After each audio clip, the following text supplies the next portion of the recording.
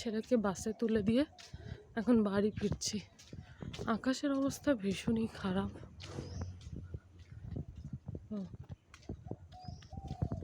দেখো আকাশ দেখো কালো হয়ে এসছে। দুদিন ধরে নিউজে দেখছিলাম বৃষ্টি হবে বৃষ্টি হবে, মনে হচ্ছে আজকে থেকে হয়তো বৃষ্টি নামবে। সকালবেলা আকাশ দেখো, রোদ উঠেছে কিন্তু ভালোই অন্ধকার করেও এসেছে, মানে মেঘ করেছে। আর আস্তে আস্তে আমাদের শিউলি ফুল গাছে শিউলিটাও মানে শেষ হয়ে গেছে, এখন শুধু বীজ গাছে ভর্তি।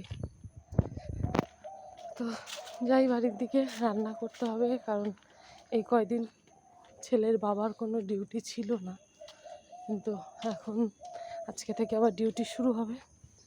এখন রান্নার পালা, রান্না করব। কিন্তু আজকে প্রচুর মেঘ করেছে, আর এক দু ফোঁটা বৃষ্টিও পড়ছে। দেখা যাচ্ছে কি না দেখা যাচ্ছে না, বৃষ্টি পড়ছে, পড়া শুরু হয়ে গেছে। তো যাই হোক, চলো নিজের কর্মে লাগি। কর্ম না করলে কি করে হবে বলো।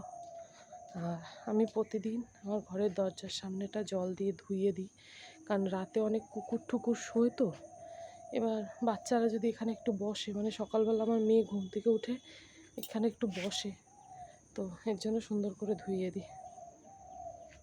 আর আমার ঘরের এই যে সামনেটা